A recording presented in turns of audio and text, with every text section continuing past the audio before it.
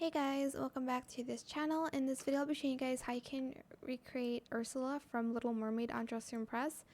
And I did use the new mermaid's tail for this and the new code item.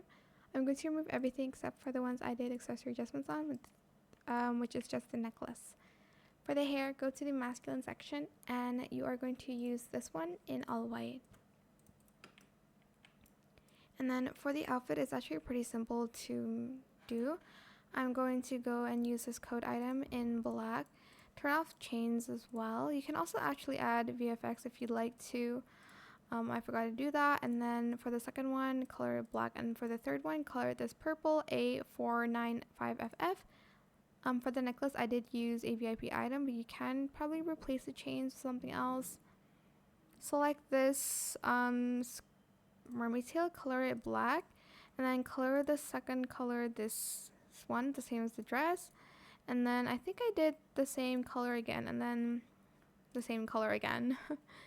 And then for the necklace, I used the key necklace in black, positioned the Y at 0.52, Z 0.51, rotated the X to 0.16 and scaled it to 0.43. And for the kind of like shell, I used this necklace in, I think I'm just going to make it a little bit more orange though. Ish. Hold on. Let me see it on the second one. What about infant matte? Okay, I can't. I'll just color it this color. Sorry, FAA29 for both. And for this one, position the Y 0.35, Z 0.4, rotated the X to 0.62. And then I also used this from the award section here, just the veil in black. That is it. You can add more stuff if you'd like to, but I hope it was helpful for you guys. Don't forget to like, comment, share, and also subscribe to this channel if you haven't done that already.